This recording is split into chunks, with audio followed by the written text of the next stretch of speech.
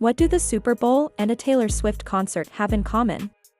The Taylor Swift concert pumps more money into a city's local economy. We'll expose the anatomy of her tour's billion-dollar economic impact. When the Eras Tour rolls into a city for a weekend, it sets off a predictable and staggering chain reaction of commerce. Hotel occupancy rates in cities like Philadelphia and Cincinnati surge to their highest levels in decades, with some reports showing hotel revenue increasing by 200 to 300% on those weekends alone. But the real story is the spending per fan.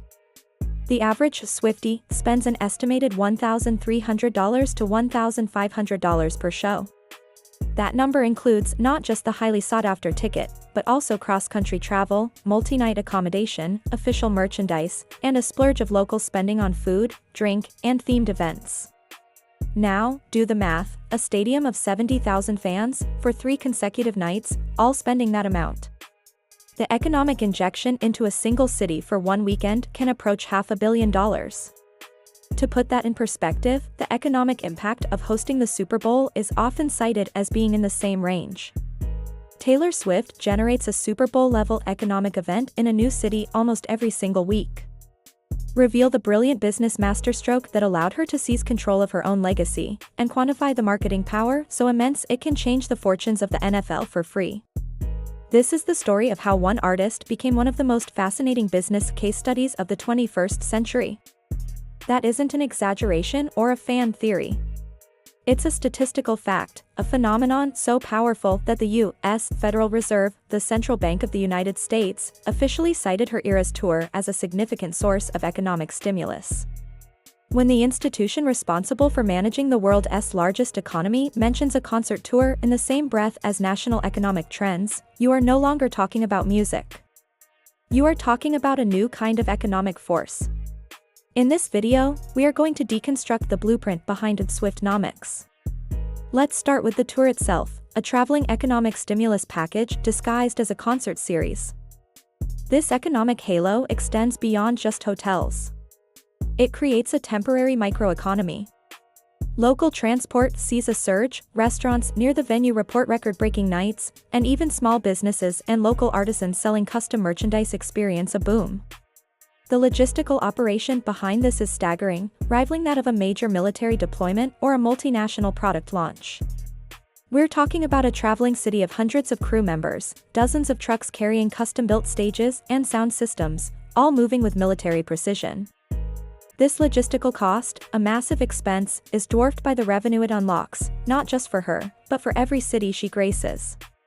The demand is so intense that the secondary ticket market on platforms like StubHub sees prices soar into the thousands, creating its own shadow economy. But to truly understand the source of her immense power, you have to look beyond the tour. You have to look at the single most intelligent and ruthless business move in modern music history, the re-recording of her first 6 albums. To understand this, you need to know what masters are. The master is the original, official recording of a song. For most of history, the record label owned the masters, not the artist who wrote and performed the song. In 2019, the masters to Taylor's first 6 albums were sold as part of a $300 million deal that saw music manager Scooter Braun acquire her former label, Big Machine. She was effectively locked out of owning her own life's work. Most artists would have accepted this as the cost of doing business. But Taylor Swift is not most artists. Look no further than the National Football League in 2023 and 2024. She was not in a commercial. The hundreds of millions of dollars in brand value she generated for the NFL and the Chiefs came simply from the association of her brand with theirs. This was a live-action case study that sent shockwaves through the worlds of sports and marketing. For decades, the model was simple: leagues and brands pay celebrities millions for endorsements. Swift inverted the model. While companies spend over $7 million for a single 30-second Super Bowl ad, the NFL received the equivalent of a season-long, Super Bowl-level campaign for free.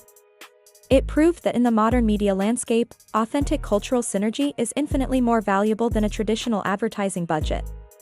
Her relationship with Kansas City Chiefs player Travis Kelce wasn't a planned marketing campaign, but it functioned as the most effective one in the league's recent history. The numbers are staggering. Travis Kelce's jersey sales exploded by 400%, putting him in the top 5 of all NFL players. Broadcasts featuring Swift saw a significant ratings boost, especially among teenage girls, a demographic the NFL has struggled for years to attract. For instance, the Chiefs-Bears game she first attended saw over 24 million viewers, ranking first for the week and seeing a massive spike in female viewers aged 12 to 49. This wasn't just a small bump, it was a strategic jackpot for the league, delivered on a silver platter. Instead of trying to buy back her past, she executed a brilliant and unprecedented strategy. She decided to make the old masters worthless by creating a new, better version. She understood a modern truth better than the executives. In the streaming era, the asset isn't just the original recording, it's the emotional connection the fan has with the artist. By framing the Taylor's version recordings as the ethically correct ones to listen to, she weaponized that connection, turning a business loss into a moral and financial crusade that her audience eagerly joined. And the financial results were a stunning validation of her strategy.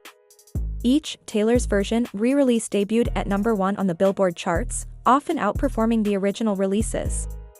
The From the Vault tracks were a stroke of marketing genius, transforming a re-recording from a simple replacement into a must-have new product, packed with value for even the most casual listener. She wasn't just reclaiming her past, she was remonetizing it more effectively than the original owners ever could. This level of control and fan loyalty gives her a brand power that is almost impossible to quantify, but we can see its effects in the wild. Here's the most critical part of this story: she did all of this for free. She was not a paid spokesperson. So what is the final blueprint here? Taylor Swift is not just a musician, making her one of the only musicians in history to achieve this status based almost solely on her songs and performances, proving that the most powerful asset isn't a record deal or a sponsorship, it's an unshakable, direct-to-consumer empire, with the artist sitting on the throne not just as the talent, but as the CEO. Her story reveals a profound truth about the 21st century, that a single individual, armed with a powerful brand and a direct connection to their audience, can become an economic superpower in their own right, without relying on a major side hustle like a fashion or beauty brand. Ultimately, the business blueprint of Taylor Swift is a story of control. In an industry designed to separate artists from the ownership and profits of their own work, she methodically, and at times ruthlessly, reclaimed every piece of the value chain. She is a vertically integrated business empire. She is the songwriter, the performer, the owner of her recordings, the marketer, and the master of the direct-to-consumer relationship with her fans. She doesn't just outsource, she owns. From the production of her record-breaking tour to the distribution of her concert film directly with theaters like AMC, bypassing traditional studios, she has systematically taken control of every step. It's a level of control few artists in history have ever achieved. It is this control that allowed her to become a billionaire, as recognized by Forbes, making her one of the only musicians in history to achieve this status based almost solely on her songs and performances, without relying on a major side hustle like a fashion or beauty brand. Ultimately, the business blueprint of Taylor Swift is a story of control.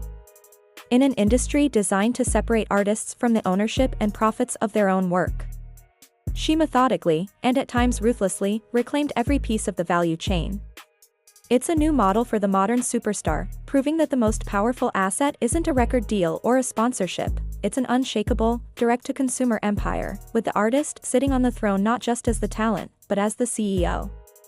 Her story reveals a profound truth about the 21st century, that a single individual, armed with a powerful brand and a direct connection to their audience, can become an economic superpower in their own right.